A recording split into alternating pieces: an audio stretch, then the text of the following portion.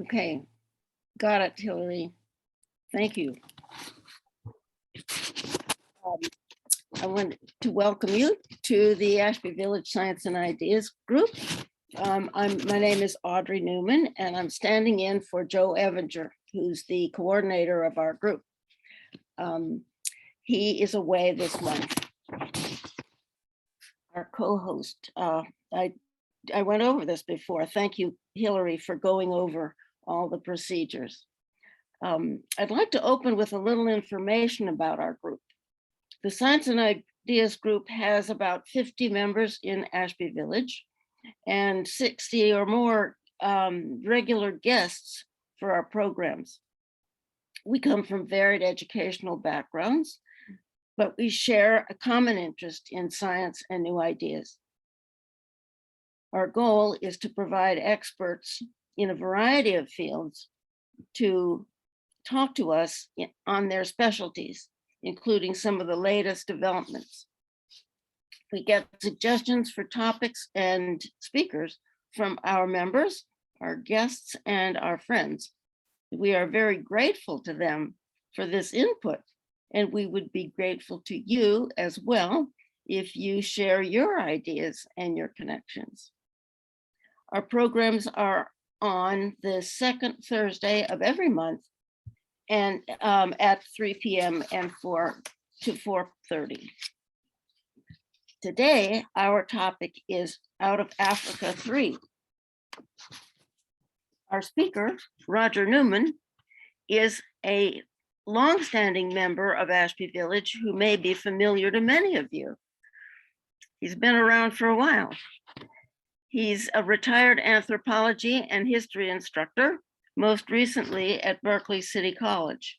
He holds 2 degrees from Columbia University in New York and 1 from Cal, both places where he studied anthropology. And on top of that, he's traveled over the world in underdeveloped countries to learn about their people and their nature. He has taught all of the major subfields of anthropology: human evolution, archaeology, linguistics, and cultural variation. All of this makes him very well suited to bring us up to date on this topic. Currently, he is also a docent at the California Academy of Sciences in San Francisco, and he is a founding member of Ashby Village's Science and Ideas group. Roger has already given us 2 previous talks in this Out of Africa series. Out of Africa 1 was about the migrations from Africa to Australia. And Out of Africa 2 was about migrations to Asia and the Pacific. In this talk, Out of Africa 3, he will discuss prehistoric merging of 3 different cultures into what is now Europe.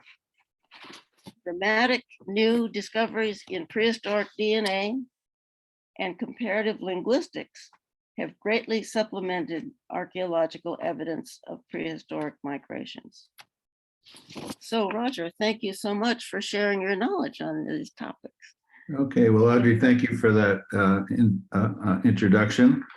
And I just wanted to say before I get to the slides that I'm very grateful to Ashby Village for providing this forum. I'm very in awe of all the studies that have been done since you mentioned where I went to college and graduate school, but most of what I'm going to talk about today was not known at that time. So this is a field which has been changing and developing, and it's been very, very exciting along the way. So I'm grateful about that and glad to have you all here. So anyway, I'm going to go ahead and start my share screen. Let's see. Okay. Let's see. Can everybody see that? I hope so. And I'm going to go to play. Okay. So anyway, the topic here is early human migrations into Europe. So mostly going to be talking about different waves of humans who have come into Europe. And of course, there's a lot there. And one of the things is we get more and more information and the story gets more and more complicated. So probably going to need to redo this in a few years. But it's pretty interesting stuff. And as Hillary was mentioning, Svante Pääbo won the Nobel Prize a couple of weeks ago for deciphering the Neanderthal genome. And what they did in his lab, he's a geneticist, genetic anthropologist, I guess you could say, who works at the Max Planck Institute in Germany, which is a very good research area. And what he and his team were able to do was to get DNA out of fossils and analyze it. Now, this is truly amazing. Nobody thought they could do that. So the first one that they did was published in 2010. And it was from a Neanderthal that was around 40 to 50,000 years ago, which was found in a cave in Croatia. Not all fossils, of course, are going to be equally accessible because decomposition sets in, and it's going to be different in different kinds of climates. So in a tropical climate, you get poorer preservation, whereas in a cold climate, you get better. So it's uneven, but still, it's pretty exciting that he was able to do that. Now, one of the major topics here is going to, as you could see in this title slide, which I had on the schedule, is about the Indo-European languages. And one of the most interesting discoveries in linguistics was that the languages of many of the languages of India and Iran are show a lot of cognates with Western European languages. And so what people have done, and I've tried to just graphically indicate this, is that for example, the word for mother, here is the reconstructed word in this language called Proto-Indo-European.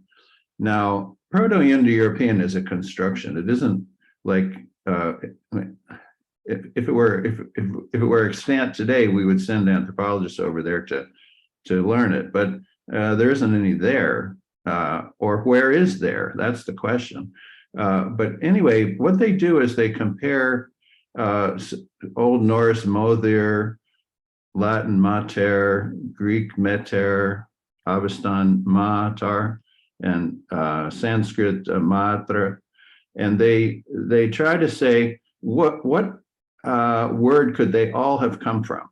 So they do this very elaborate, very technical reconstruction, and they first of all they come up with, you know, Mothir is going to come up with Old Germanic, and then Old Germanic is going to be compared to Old Greek, and so on and so forth. So it's quite complex. But before we go any farther, I do want to talk a little bit about the Nazis. Now, I know you didn't tune in here to hear about Nazis, and I'm going to just have one slide about them, but I do want to say that the Nazis took some of their ideology from this field. And so they imagined that if there's these Indo-Europeans and, you know, they went around and conquered everybody, and that what went wrong was that they mixed with the locals. So we have to get a reassertion of the real race of the ancient Indo-Europeans. Well, the Nazi view, of course, had the center among the Germanic peoples. We now know that Indo-Europeans did not come from Germany. The second mistake they made is that they were looking for so-called pure races. And there's been I think it's a belief or folk belief or something, that people once upon a time lived in these pure races, and then they later mixed up. Well, as we can see from mixture with Neanderthals and Denisovans and many other peoples, it's genetic mixture all the way back. And if you understand anything about evolution, the most important thing is variation. If you don't have variation, you don't have anything for evolution to choose from. So anyway, enough about the Nazis. And I just wanted to say, we can put that aside. Now we can talk about it again, because see here, after World War II, the topic was abandoned by most archaeologists. It's one of those taboo topics. And anthropology has several areas where you're not supposed to look at certain things. And I don't like it that there's that kind of a taboo, although you can understand the social thing. But anyway, the Nazis cast a shadow in this field, which we have now emerged from, and so we can carry on. Okay. Sorry here.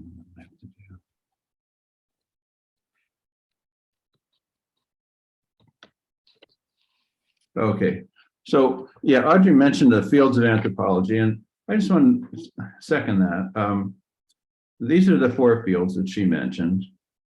The idea that I got from Columbia when I was there in the early 60s was that it's a syncretic field. In other words, we put things together from various different sources. And so it really lends itself to a generalist like myself, who I like to know about a lot of different things, and as opposed to specialization, which of course is the realm of the day now. And so this field, which we're going to be talking about today, really illustrates that, because we're going to talk about Indo-European languages under linguistic anthropology. I'll bring in some stuff about steppe nomads, which is relevant. Archaeology, of course, digging up the old sites. And then the genetics is really terrific new information. So here are some discoveries in European ancestry. In the 1780s, William Jones was the one who proposed an ancestral language that gave rise to Sanskrit, Greek, Latin, Germanic, and Celtic languages, and Slavic, and a few others. So anyway, that's where this idea came from, and it came from William Jones and others who were in India as British colonials, and they started studying Celtic or Sanskrit, and they said, wow, this stuff is similar to what we know in the West. So that was a very exciting thing and led to a whole field of Indo-European studies. 1946, Willard Libby starts using carbon-14 for dating. So before that, it was difficult to date archaeological sites. And the carbon-14, particularly in this period of Europe since, let's say, 40,000 years ago, has been very, very helpful. Watson and Crick discovered the DNA structure of a double helix. Of course, that's a key discovery in genetics. 1956, Maria Gimbutas proposes the Kurgan theory. And we'll talk a little bit about her, but it's kind of the impetus to what we know now. So although she didn't have all the details, she was definitely on the right track. In 1987, some of you may remember Mitochondrial Eve. She was on the cover of Time magazine and other places. And so the geneticists used mitochondria, and I'll explain a little bit about that, but they estimated that Eve was back 140 to 200,000 years ago. So it was in the right direction. Now we have whole genome DNA. So the mitochondria are good for some things. 89, J.P. Mallory publishes In Search of the Indo-Europeans, a very influential book. 91, Fall of the USSR gave us greater access to the archaeology of the steppe. And so there's a lot of fields that have really blossomed since that time. 2003 completion of the Human Genome Project. I put completion in quotes because there are places that they don't know exactly, but pretty much. 2007, David Anthony's The Horse, the Wheel, and Language. And this is my personal favorite. He's a very, very good archaeologist. And in this book, he goes in excruciating detail to show how the steppe nomads put the horse and the wheel together to create the Proto-Indo-European culture. And their language is what has informed many of the world's languages today. And here's Svante Pääbo getting the DNA from the Neanderthals. And today, well, last week, he won a Nobel Prize. So those are some interesting things. Here he is again with his subject. So just a little bit about DNA. DNA is found in most of the cells in the nucleus. And so it's very, very long and complicated, and it's got a bunch of stuff in there that we know as genes, and has some other stuff we're not sure about. So the DNA, the whole genome, is the best way to understand how people are related. But there are other ways, and I wanted to point out the mitochondria. So here's the DNA in the nucleus, and there are others, what we call organelles out in the cytoplasm. And the mitochondria are these little power factories. If we didn't have the mitochondria, we couldn't do anything. So they're very essential. And what's really amazing to me is they have their own DNA. And that DNA is passed down through the female line. So if you study the mitochondrial DNA, that's how they got mitochondrial Eve. So it's good for tracing one line back because it doesn't mix.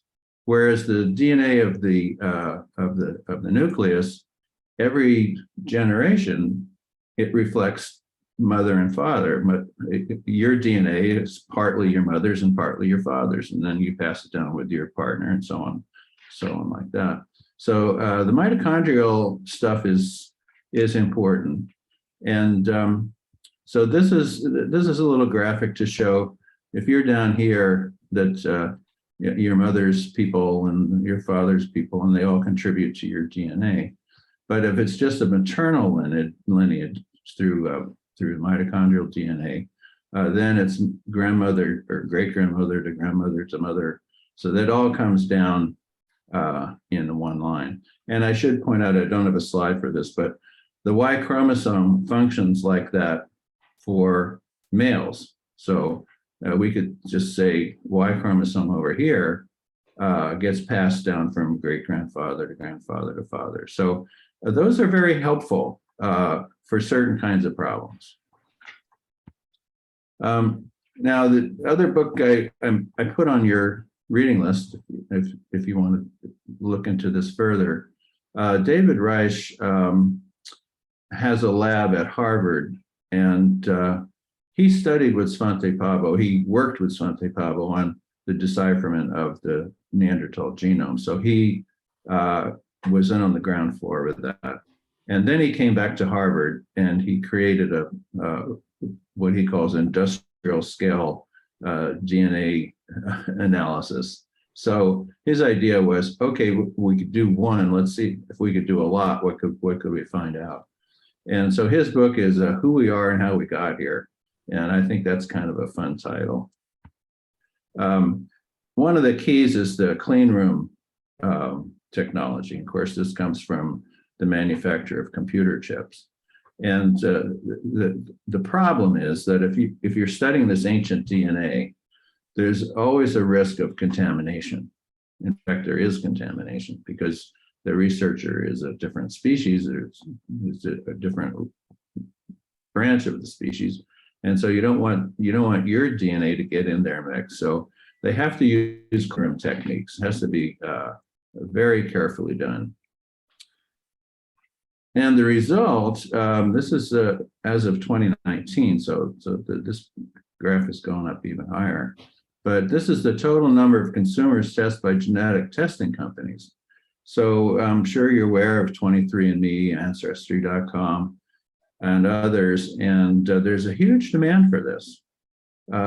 People want to know about their ancestry, and they are willing to pay the $100 or whatever it is to 23andMe and get tested. So one of the reasons that this is going off the charts, this is the cost per genome.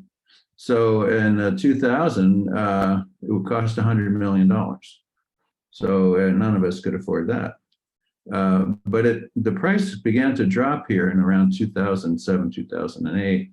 And now it's down, on this chart, it's down to about 1,000. And I've seen figures lower than that, as it gets more and more sort of mass produced and economies of scale.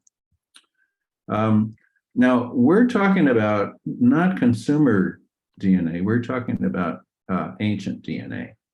And so sometimes we'll put an A in front of the DNA. So these are the genomes from, at this point, almost 8,000 individuals. And you can see that it's growing. This bar on the right is half a year. I don't know if it'll get as high as the other ones. But anyway, there's a lot of ancient DNA which is being discovered. And what they can do is, of course, we couldn't do any of this without computers because it's a huge amount of information. And so what if they have a program for analyzing DNA, they can run that program on any DNA at all. They can say, oh, well, let's look at an ancient one. Let's look at somebody in Papua New Guinea. Let's look at this. Let's look at that. And so they can make comparisons and they can say, what are the genetic differences? And what do those differences mean? And for our purposes, how can we trace lineages with this? Because if something pops up through a mutation and gets passed down, we can see that in the DNA of the fossils and of the descendants sometimes. So, of course, where have they done this work? As usual, Europe is overrepresented, and the scientists would like to have more from other parts of the world. There is some, and that's always a bias in the material. So, for many questions, we don't have enough material. But for the question of European ancestry, we have quite a bit of material. So I think that bias doesn't pertain to this talk too much, because we do have a lot of ancient genomes. And where we're going to apply it, this is the R1b. So what this is it's a mutation that occurred on the Y chromosome. And so it's passed down through males. And the R1bs start over here in this area, they start back here in the steppe, and then they go into Europe. And so we associate this very strongly with the migration of the Indo-Europeans, because we also see a relative in an R1b1a2. These are variants, and they're going down here into Iran and India and back over this way and so on. So it's just an example of a genetic trait that is associated with a particular people, and they know this from the fossils. So let's take a break from genetics to talk about linguistics. Linguistic anthropology, we study spoken language. It's not about writing primarily. Of course, writing is important. How languages are put together, the uses of languages in people's lives. And then what we're going to look at here, comparing languages to each other and organizing them in language families, using cognates and structural clues. So cognates means if we have a word, the French have a word that looks similar, we know that it came from the same place. So those are cognates. And then we reconstruct paleo languages based on similarities in the daughter languages. And I mentioned that before. And then we try to estimate the time since the recent languages developed from ancient ones. And so this is a little tricky because there isn't any DNA for language, and there isn't any carbon-14 for language. So we have to see it in association with some other information. So the sort of the prototype for this kind of studies is Romance languages. And I'm sure you're familiar with the Romance languages all evolved from Latin, and it had to do with the Roman Empire. And if you look at, here's Romance languages in the Middle Ages. This is before, well, the Italians didn't have a unified state until the middle of the 19th century. And even today, if you go to any of these places in Italy, the people have their own local language.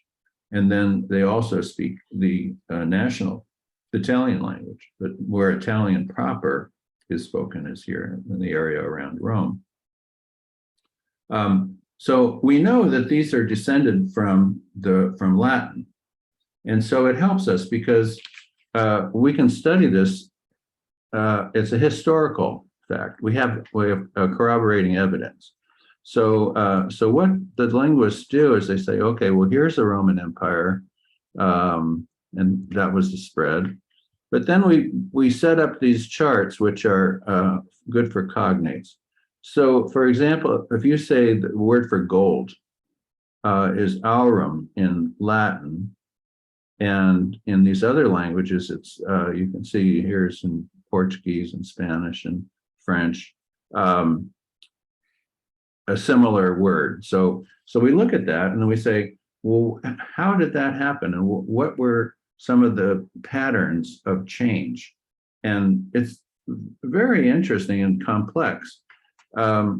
If you look at the word for two, it comes from duo, dua, dos, dois, due,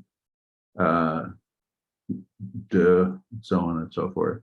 So that's the idea. You set up this table of cognates. Now, William Jones, he I guess he got a knighthood out of this. He was a colonial officer in Calcutta in India, and he was a judge, and he was over there doing his job. But he had a classic education back in England. He was actually Welsh in origin, so he did know a Celtic language, which really helped. But then he went to university and he studied Latin and Greek. So he was well equipped to see the relationships, because Latin and Greek are, talking about ancient Latin and ancient Greek, are a little closer to ancient Sanskrit. And so he was able to see, when he studied Sanskrit, he could say, well, there's some connections here. So connections like the mother and father, what we have under PIE, that's Proto-Indo-European, is a reconstructed word, mechter, and we got there because we compared English mother, Gothic mother, and so on and so forth, and what word could give rise to all of these through some kind of sound shifts. And he worked with sort of basic vocabulary, words that are very common in the language. So mother, father, 1, 2, 3, 4, a few, many, very simple words. And he was able to put that together. And here we just show 2 reconstructions for the cardinal numbers, 2 different geneticists or linguists. And so you can see that they're not exactly the same. They're quite similar, which just shows us that it's not an exact science. I mean, you don't have you obviously don't have Proto-Indo-European language. You're reconstructing it. So it's a construct, but it's based on this sort of careful comparison. So this is a sort of a graphic showing here's Indo-European at the base, and then dividing up into two branches, European and the Indo-Iranian. And of course, that word Aryan or Iranian, that's where that word Aryan came from. But it branches off into Iranian, Persian, and so on, Bengali over here. But on the European side, they've tried to do this sort of, these big bubbles are proportional to the number of speakers, approximately. And so we have a Germanic, North Germanic, West Germanic, and so on. And here's English, a Germanic language.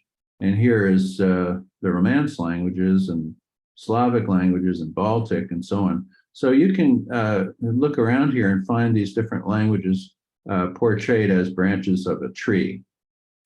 Now, I just wanted to say the branching model is very appealing. And it is helpful to get a general idea. But of course, languages borrow. And so if you take a look at English, for example, it's very interesting to us, obviously, and the rest of the world, since people have to speak English to do anything. It has a lot of French. So where did all that French come from? Well, if we have time later, I could talk more about the history of English. But my point here is that we borrow, and the language is, a tree branches, and most trees don't go back and get together with another branch. There are trees that do that, and I think you can do it artificially. But anyway, we get a lot of borrowing. So it shows these languages a little bit too discrete. There's overlap. But here's a map of the Indo-European languages in Eurasia. So these are the red ones are the Romance languages coming from Latin. The dark blue is Germanic, including English. And notice that there's these little remnants up here of Celtic. And so we got Irish and Scottish and Welsh and so on. There's little bits and pieces. Here's one in France, Breton.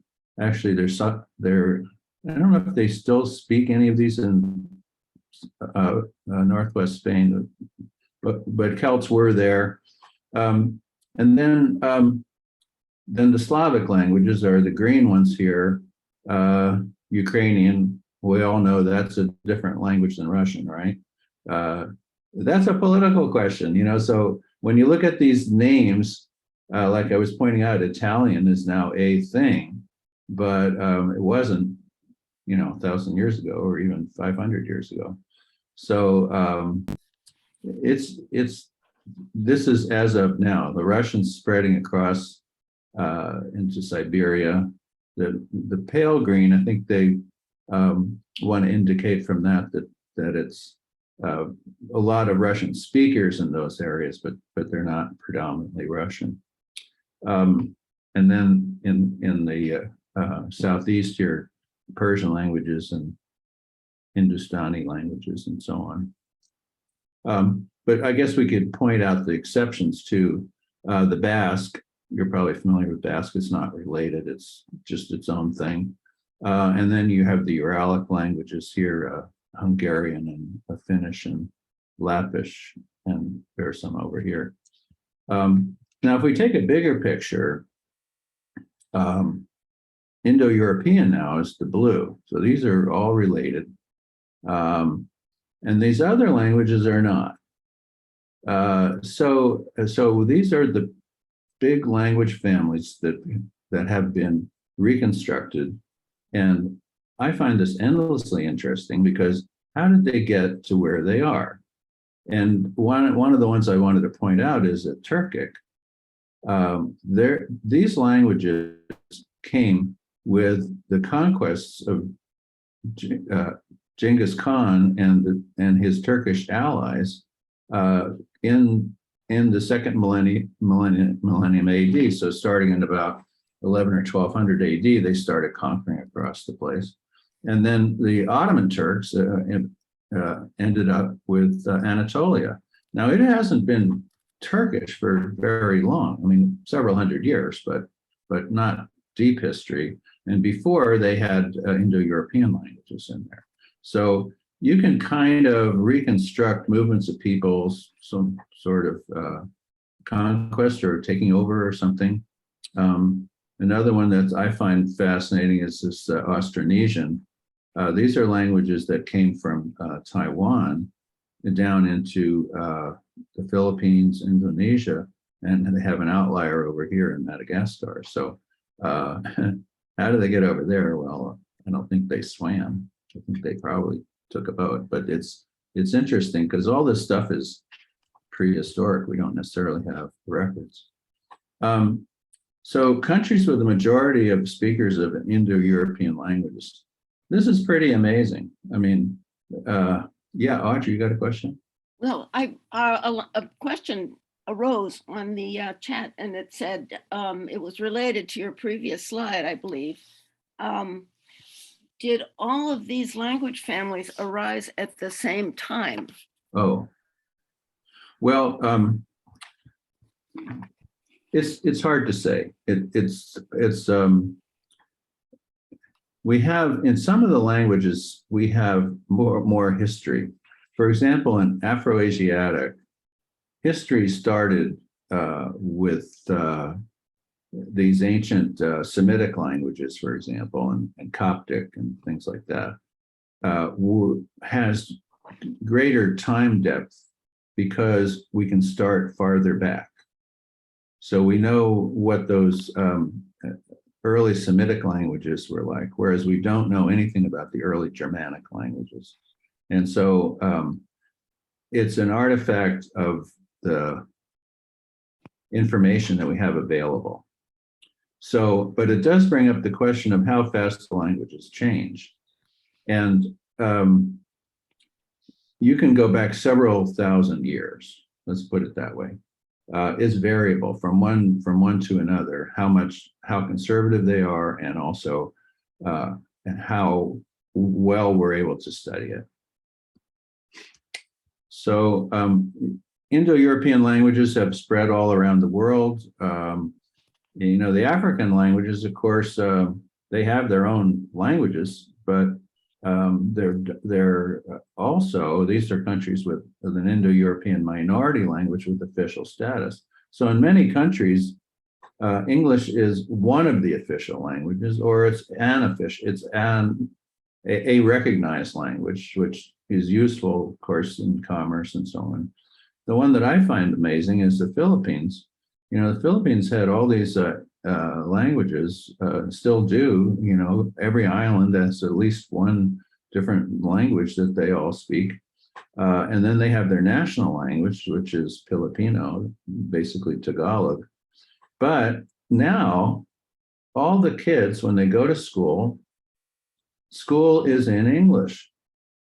It's not just that they learn English as a foreign language, it's that the schooling is in English. So you may be as amazed as I am when you get one of these call centers. You know, you call up for some kind of help, and the person's in the Philippines, they speak really good English. You know, they have their own dialect, but it isn't near as different as India. So when, you know, India, of course, was the similar situation. They had a lot of different, but they were more state level and they more advanced, you could say.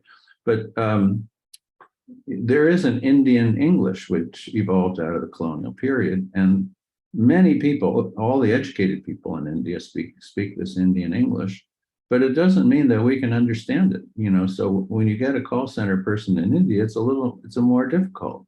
So is this interesting, the history and how it has an effect?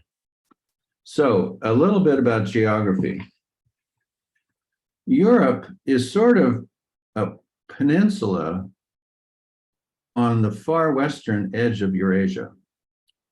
And is it actually a separate continent?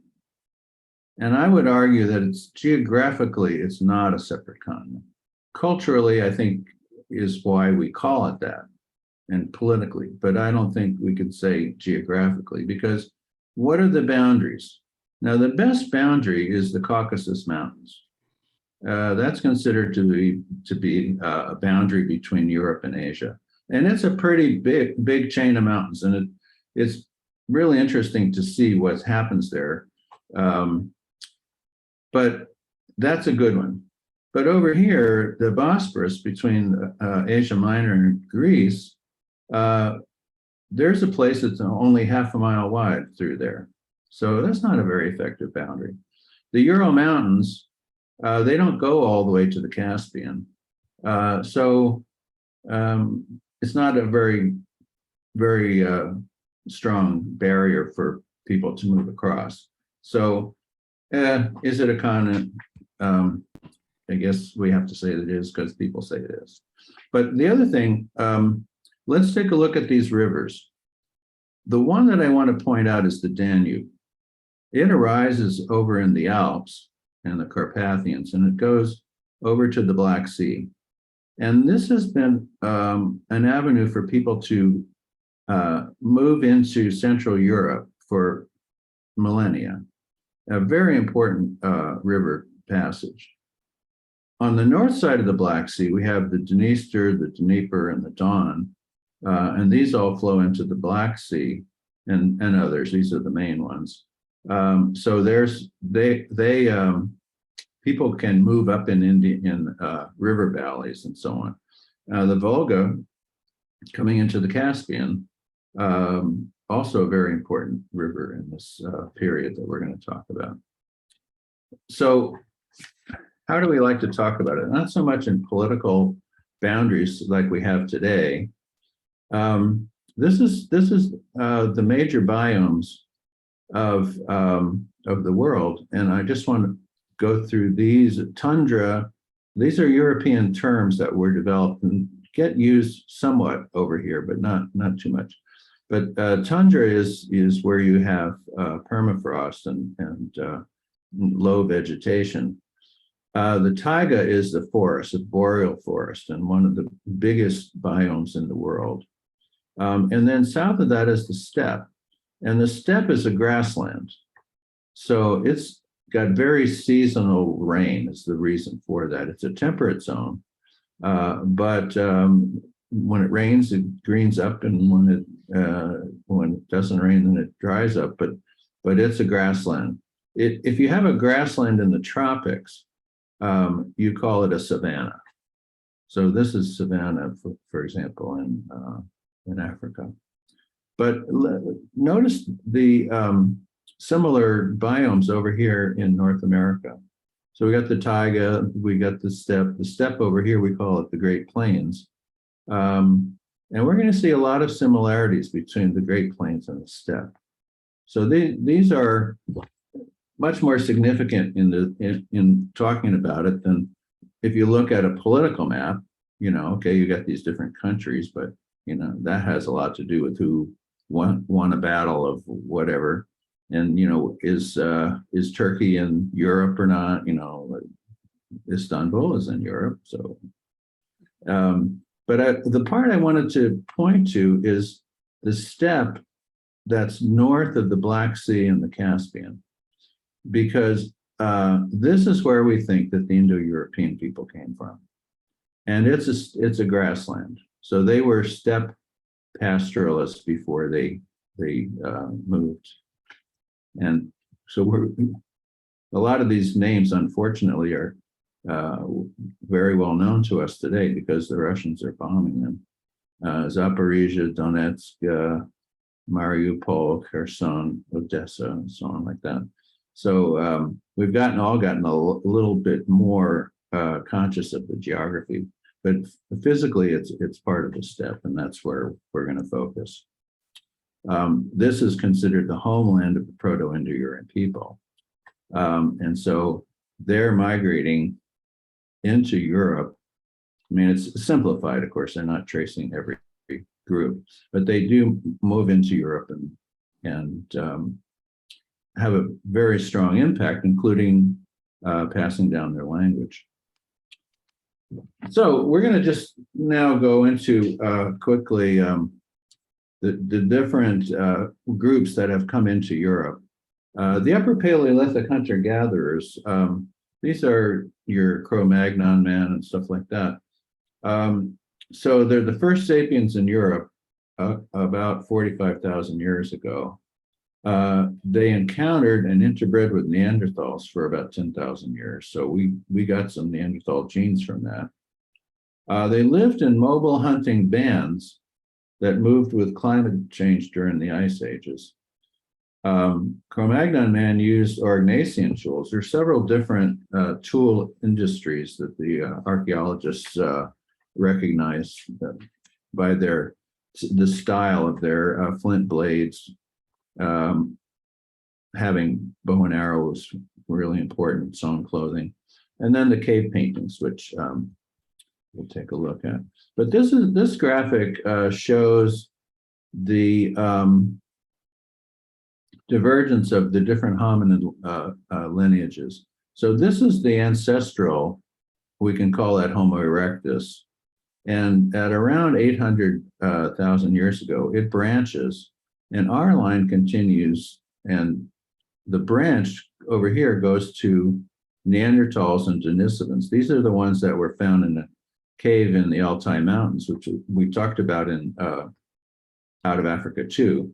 But this is the one that's known primarily from the genetics that they got out of a tooth. So, or a finger bone. There's a finger bone, there's a tooth. Neanderthals, we talked a little bit about them.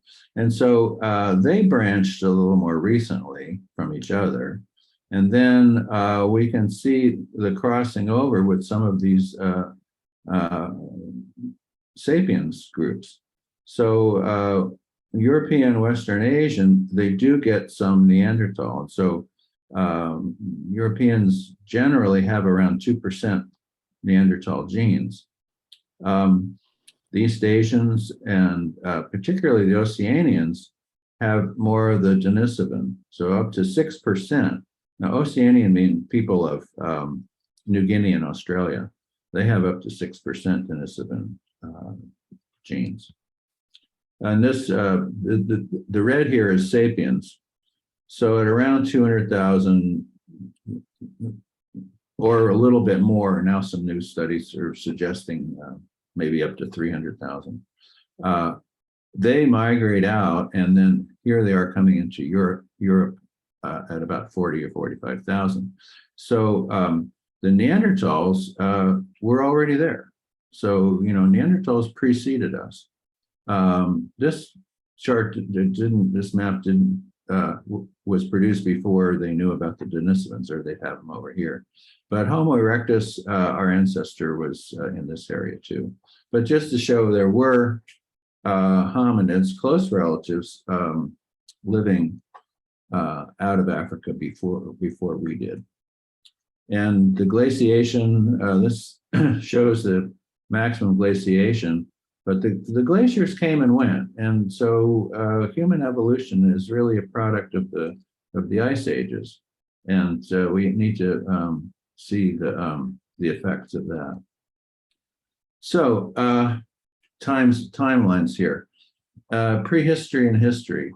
Of course, anthropologists are interested in prehistory, and then so once we get to this line here, then we just say, and the rest is history. So that gets us off the hook on that one. But anyway, here's the Neolithic. Neolithic means farming. Okay, so agriculture begins the earliest about 10,000 BC, and we'll look at that. But the critical part is at the end of the Neolithic we're going to be looking at. So here's the Cro-Magnon skull from southeastern France. The physical differences between us and Neanderthals. They did have a large skull, but we think people prevailed. There's a lot of ideas why sapiens was more adaptive. I tend to think it's things like sociability, that we can tolerate each other in larger groups. Here's a reconstruction of a Neanderthal person. So I don't know, would you invite him to your potluck? I'm not sure, but pretty similar. And here's an early sapiens in Europe, artist reconstruction, obviously. And so what some critical things, he's got some pretty good clothing. So there's a cultural need to live in the temperate zone that they didn't have in the tropics. And this is a 34,000-year-old grave in Russia. And look at all this jewelry. This is jewelry that was made out of mammoth bone primarily. And so this is what they found, and this is how they reconstructed it. And so what does it tell you? We tend to think that this means that there were class distinctions, or that maybe not class exactly, but hierarchical. And number two is they had a lot of time on their hands. You know, all these beads take many, many hours to produce. So I imagine living up in, if you're killing and eating mammoths, you don't have to kill too many of them. You have a lot of time on your hands, and it's real cold. So anyway, they had advanced craft. We don't want to think of them as just, you know, quote, cavemen who were struggling for existence the whole time. And in the cave paintings, this is somebody's idea of how the cave paintings came about. And, you know, these are fantastic art forms, but these go back 30 to 35,000 years ago. And the southeastern France is where it's most well known, but other places too around Europe. So really incredible stuff that was produced by the very earliest hunter-gatherers that came in.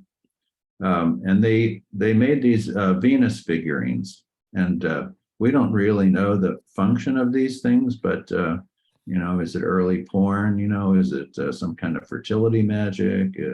Is it a warning to watch what you eat? I don't know.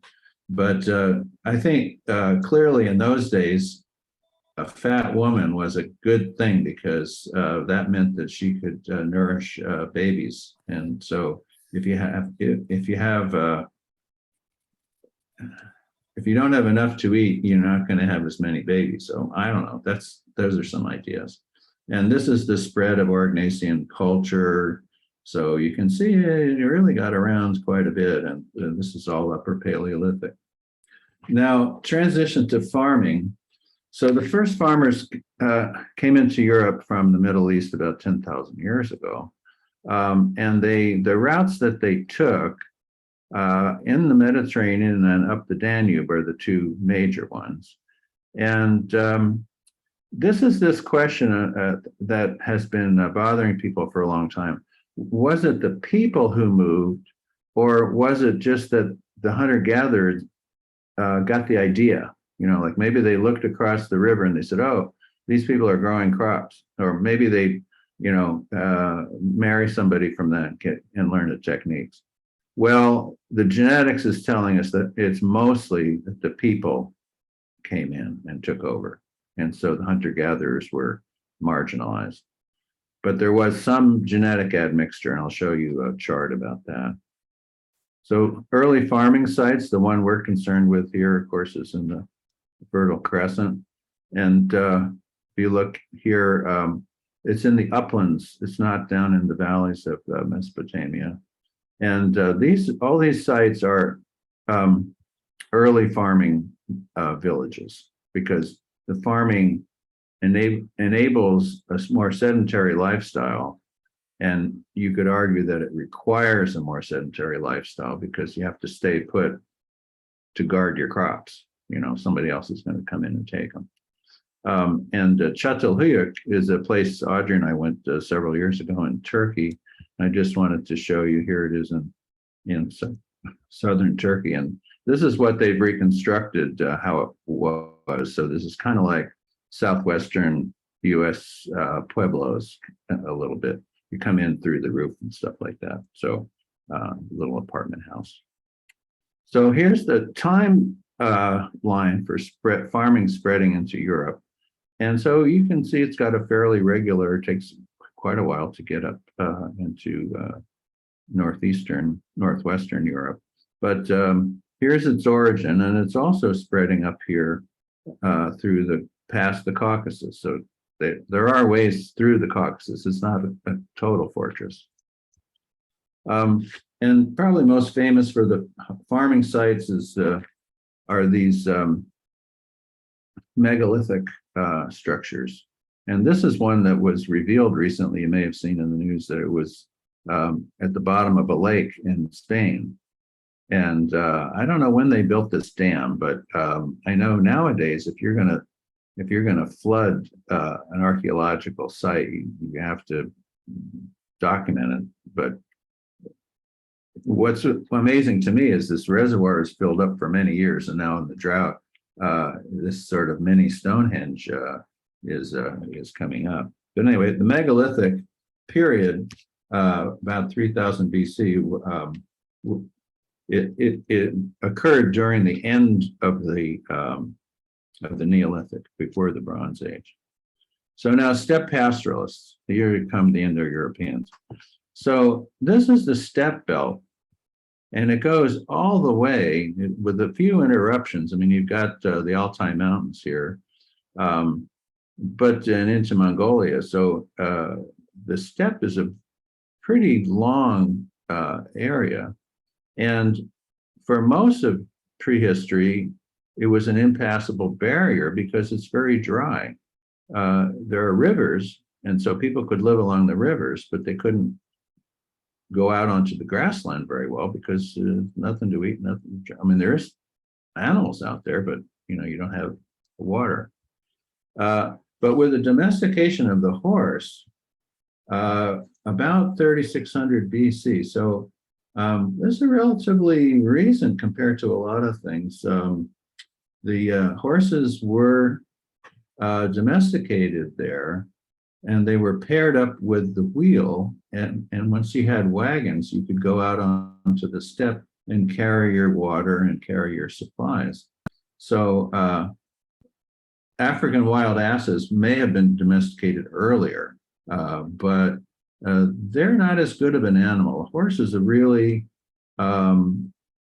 superior animal in the sense that it's stronger, faster, and it can, in terms of the steppe, it can paw through the snow and get to fodder. So it's a pretty special animal, and people really liked them. Okay, so this is a burial in the Scythian period, but people could show how rich they were by sacrificing a bunch of horses and putting them in the burial with them. And many other examples we could point to. But these are very early wagons. And notice that the wheels are still solid. There's no spokes yet. But with this kind of a apparatus being pulled by horses, you can go out and live on the steppe. And one of the clues that the Indo-Europeans were into this is one of the words, the word that we know of as axle. So this is an axle that was discovered in Slovenia from this period, very early, in 33 or 100 or so. And look at these words, Sanskrit akshas, Latin axis, ashis, I don't know how you pronounce that in German, echol and axon. So they reconstructed this Proto-Indo-European word, and this is really telling because it was people with axles who founded the modern Indo-Europeans. So they had axles. This is an adaptation to the steppe. And the first firmly dated wheel and axle here is from Slovenia. Now, I just want to throw this in. This is cultural anthropology. This is not the same people. This is the Turkish steppe pastoralists. But one of the things that anthropologists do is they say, well, what does it take to be a steppe pastoralist? What is that culture like? And is it similar between the ones, the Turkish ones, or other steppe pastoralists that we know that in various parts of the world? Can we get any ideas about what the culture of the ancient Indo-Europeans was? And I think that you can. And so this is kind of a graphic here that shows this cowboy out on the range. He's got his chuck wagon. All right. How can the cowboy go out on the range? He has a chuck wagon. So he has water barrels, and he can go around and they can herd sheep or cattle or other animals. But this is the wagons are the original mobile homes. And so they freed people from the river valley settlements. So they're out on the steppe, and what are some striking characteristics? They can have larger herds. They can have surplus wealth. Burial mounds. One of the key things in this studies is these kurgans or burial mounds.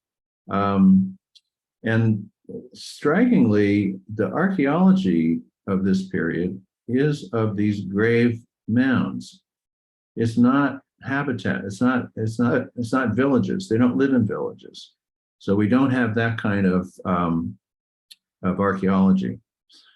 So they do move around pretty autonomously, and then they get together for feasts. And then glorification of war, client-patron system. So you can see that this is clearly an interpretation based on comparing with other pastoralists. So I guess you have to take it as a provisional and then see what comes up. So the Yamnaya, these are the people of the steppe who are the first. They're not the first Indo-Europeans, but they're the ones who branched out into all these different directions. And we're familiar with them coming into Europe and down here into India and Iran. But there also is this branch over here in Western China called the Tocharians. And so they got around. And the reason is the steppe becomes a highway. Before it was a barrier. Now it's a highway, and it's a highway that's being traveled by tough guys on horses. And so they're able to spread around. They have to adapt to the local environment. So over here in Europe, you're going to run into forests and so on. So it's not going to stay steppe pastoralism. It's going to evolve. But they did have a huge advantage over the farming peoples. So here's the spread of chariots. The homeland of chariots is in the northern Eurasian steppe. At about 2000, they have this site called Sintashta, which they can show that they were the first that we know of to use chariots. Here's a chariot burial.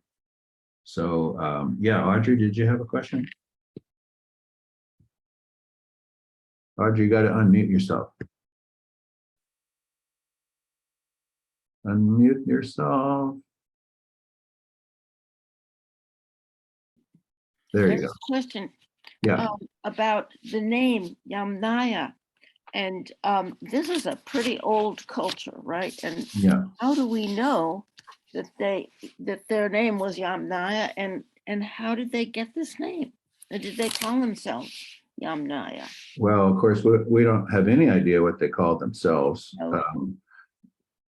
Again, comparing to other languages, people mostly call themselves us. We even call ourselves us, US. So it's usually the civilized people and the barbarians, that's typical. So we think they probably had some name like that in their language, but we don't know what it was. But the word Yamnaya, what it refers to is these graves, these kurgans or pit graves. So it's known, the culture is known by digging up these pit graves. So it comes from Russian, and it's a Russian word meaning related to pits or something having to do with pits. So that's the Russians gave it this name. And so everybody says, oh, okay. Sometimes you'll see it Yamna, and sometimes you'll see it Yamnaya. I'm not sure why, but anyway. So here's a chariot in China. Chariots got around. And I think you have to say, once people found out about wheels, they went, okay, that sounds like a pretty good idea. And so, the wheel and the horse matching up were an unbeatable combination, and it spread like wildfire. And to the extent that David Anthony, the archaeologist, he even says that he isn't convinced that the wheel was invented anywhere else but on the steppe. He thinks it could have been invented on the steppe because it appears there at about the same time it appears in Mesopotamia. Now that goes against, all the Mesopotamian scholars. They say, oh no, it started here, and I don't know if that matters, but it spread really quickly, really helpful. Now the Yamnaya in Europe, they're known for this archaeological culture called corded ware. And what corded ware is a typical type of pottery that has these designs on it. And its significance is that when you find it in a site, you can say, oh, these are some more corded ware people. So a lot of these cultures are known by sort of design features or things that you could design it a different way and it would still work, but it's a decorative kind of thing. And so we have farmers here at 11,000, and then they're spreading into Europe. And then you have the Yamnaya of 5,000 years ago, about 3,000 BC. And then they're moving in and they are impacting and displacing, certainly linguistically, the farmers who were there before them. Here's a map of Indo-European languages at around 1000 BC. And so this Yamnaya area is now labeled Scythians, and they are an Iranic branch of the, so they're related to the people of Iran, the Medes, Persians, and so on. But in the West, we have the Balts and the Slavs and the Celts and the Germans and so on, the ones that we're familiar with. But notice how big the Celtic part is. They got pretty well trashed by the Romans. The Romans, if you look at this Roman Empire, this line is more or less the Rhine River. And to the northeast are the Germanic tribes, and to the southwest are the Celtics, but they've been dominated by the Romans. And the Romans reduced them to serfdom, killed off all their leaders, suppressed their religion, turned them into, I don't know, slaves might be a little strong, but a lot of them were actually hauled off in slavery by Caesar, for example, took 1 million Gauls from Gaul back to Rome. So the Celtic people were pretty much absorbed, you could say, into the Roman Empire and lost their ethnicity, whereas the Germans didn't. The Germans were, the Romans tried to conquer them, but I think it was more trouble than it was worth. There's some famous battles where the Germans kicked their butt. But this is one of my favorite slides, is what happened to the Romans when the empire fell in the 5th century AD. And these are all these Germanic tribes that are coming down from the north. The Franks, we think that the Franks are different from the Germans, but they are actually a Germanic tribe that came out and took over. Into England, we have the Anglo-Saxons, Jutes, and so on. So Anglo-Saxon comes from the fall of the Roman Empire and these Germanic peoples coming into Europe and elsewhere. The Vandals, look how the Vandals get around. So it's quite, I guess what I think this slide is good for is to show that prehistoric tribal culture was nomadic. It didn't, you know, they would settle, but then they could move, or other people would come in and they'd have to give way.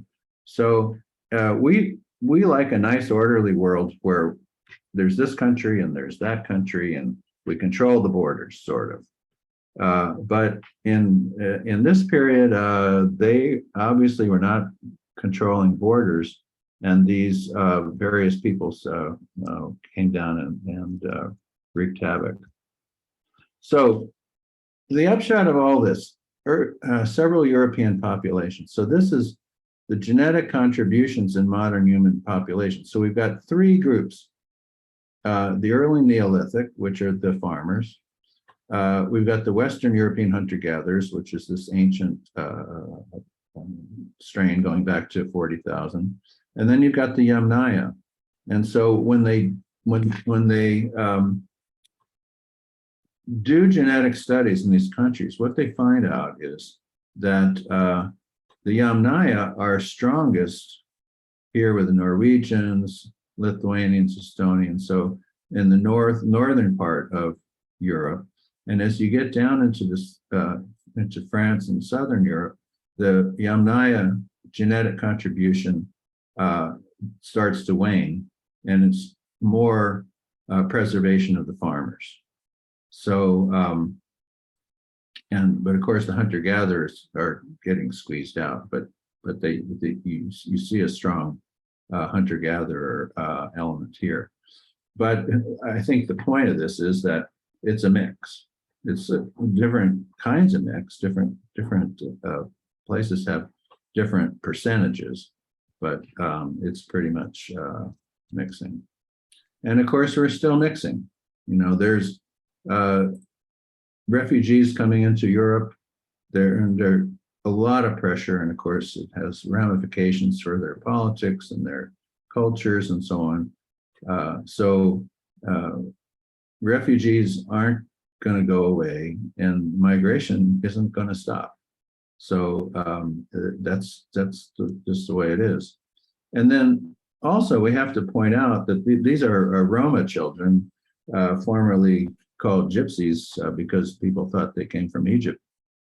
But these is another group. I mean, we've just talked about the three major groups, but you know, there's the Ashkenazi Jews, you know, there's the Roma, there's, you know, on and on. All these different people have histories of moving into Europe. And so I can't say that just those three are but they're the dominant three genetic contribution to European people.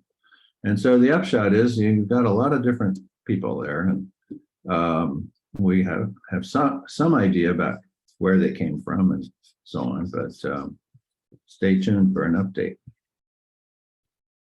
So that's it. Well, thank you, Roger, for all that information, boiling it down into 4 groups. If you folks have any questions or comments, we'd love to hear from you. So just go ahead, unmute yourself, and you can raise your hand, or you can, you know, you can do like that. Look, Jonas Stromanis has a question. Go ahead, Joan. My question is very simple. I came in late and I would love to have your slides. Will you share your slides with us? Oh, I'd be glad to. All of these Science and Ideas sessions are recorded, and they go on the YouTube channel. That Ashby Village has a YouTube channel. You just go on there. It's the red button in the upper right-hand corner of the homepage of Ashby Village, and you can go in there and find videos, and they get them up there pretty quick. I think it'll be up in a couple of days probably. But I'm interested in the slides themselves. Oh, sure. I could send if you had some that you wanted. You want me to send you the slides? Is that the idea? I would love that. I would really love that. Yeah. Well, I'm not sure how to do it, but I'll figure it out. If you, I'll send my email address to you. okay. All right. We'll figure it out.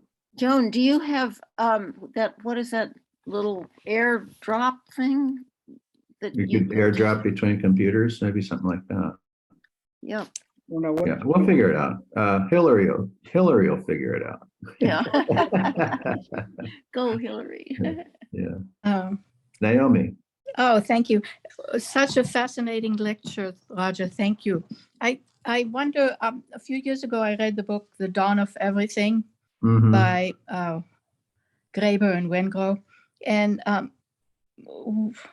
what I remember mostly is, although he focused everywhere, also the Americas, Yeah. not just over the area you showed, but what struck me, his main thing, I think, was going against the previous idea that, first there were hunter-gatherers and then there were farmers. And he showed that in a lot of places, people went back and forth, or Oh, sure. and they sometimes farmed, sometimes it was better to not farm and to hunt, some seasons, So Yeah. they said there was a lot of crossover, and it wasn't, one or the other. Yeah. Well, that's certainly true. And in fact, people still, we still are hunter-gatherers. My wife, for example, goes and picks wild blueberries.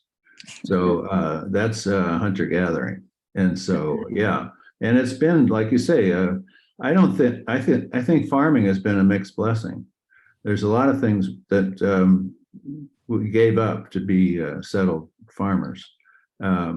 But yeah, so it's not like it's all this one and then that one. And of course, at different times, different places in the world, so you say, well, the dawn of farming was 10,000 years ago.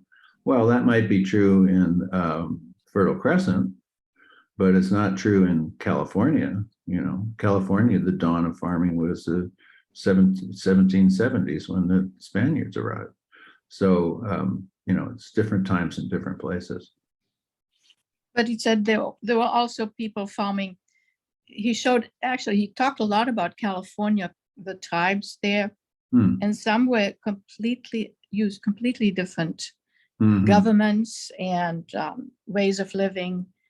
And he said a lot of them did it just kind of out of spite, wanting to be different than the people, the other guys. Well, you do have to distinguish yourself. Yeah. I'm always interested in these food taboos that people have, because, why do they have these food taboos? Well, a big part of it is to say we're us and they're them, like they're the ones that, they eat this stuff, Yeah. So yeah, it's really interesting field and could go on and on, but Yeah. Roger? But thank you. Yoti has a question. Right. Great lecture. It was very informative, I think. I have a question about the Indo-European and all the languages that evolved from a parent language. Have we found the parent language? the parent language. Yes. Yeah, so that's what we call Proto-Indo-European. So that means that was the one that gave rise to all these other languages. So but it's a reconstructed language. Yeah, but the Proto-European language, is it spoken anywhere, like tribal people somewhere? No, it's back in time. It's 5,000 or more years ago. And before that, there was the proto one of that one. So, things go on and change. I mean, if anybody says, I don't think language is changing, I just say, well, can you understand your kids? Like in one generation, they seem to be speaking some other language, and it's true. Every generation invents their own language. They do it with the pieces that they get from their parents and the older ones, but they want to differentiate themselves. They want to be different. And they want to say, no, we're the Gen X or whatever it is. And so that's a natural human trait, apparently. And there's a lot of reasons that language changes, but it certainly does change. Okay. Roger? Yeah. When way back when the I guess 40,000 years ago or 100,000 years ago, when people started coming out of Africa, there was a very small population then. Is that correct? Right, right. So they were probably all speaking this same language, maybe Proto-Indo-European. Coming out of Africa? No, I don't think so. No, coming out. Yeah. So it wouldn't be Proto-Indo-European coming out of Africa. Yeah, I just think that it's not helpful to think of one original pure something, because it's always been mixing. And so I'm sure that the question of were those migrants out of Africa, were they speaking one language? I would say probably not. I mean, there probably were tribes and different groups and so on. But it isn't just one line.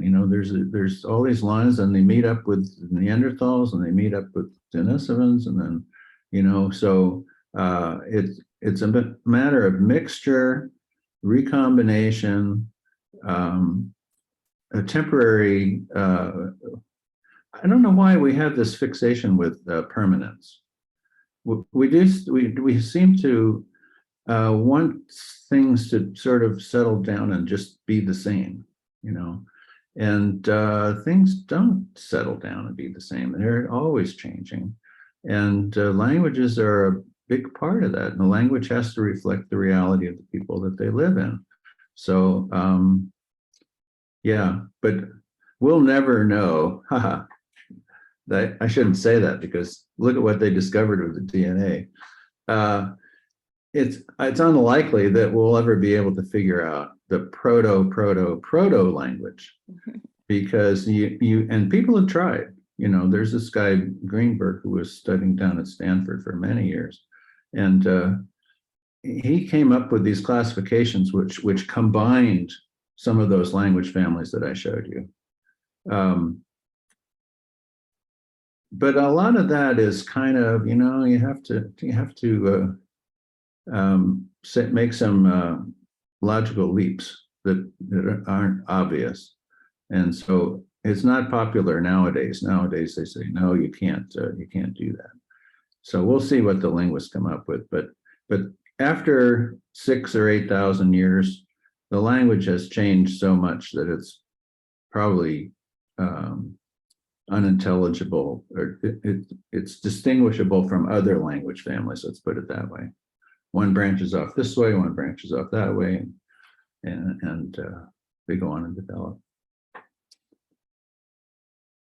So, yeah. Well, you said that there were languages that people just make up on their own, like twin language. And little isolated family in New Guinea comes up with some language that's not related to anything. People have to communicate. It's really a fundamental part of our being. And one of the really interesting studies is one that it was done in Nicaragua among deaf people. And this was in the days when deaf people were kept in the back room, and they didn't have deaf schools and all that. And so somebody said, oh, let's have a deaf school. We'll bring these kids together and we'll teach them ASL, I guess was the language they were going to teach them, which is a gestural language. And they found out that very quickly, the kids developed their own language. That they wanted to communicate with each other, and it didn't take very long. I mean, it wasn't that first generation of a language is always a bit awkward, because it isn't a fully flown language. But once you get a couple of generations, we see this with pidgins and Creoles, for example. Once you get a few generations in, it's a fully usable language. It's got obviously antecedents, and you can study where did they get the bits and pieces from. But yeah, people need to communicate.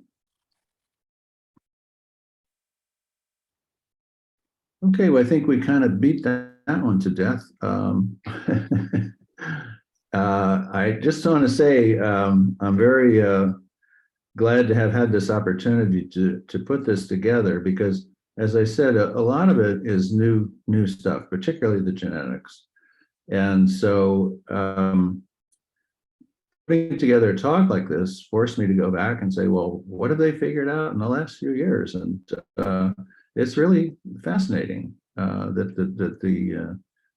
the science develops as quickly as it does. And so I like to get updated and help other people get updated. And so that's where we're at. Thank you very much. Roger. Thank you. Thank you. Oh, thank you. Thank you. Thank you. And thank you, Hillary, Yeah. for helping us move smoothly through this. And thank you to all of you who are listening and contributing and talking and asking and commenting and so on. We really like that too. So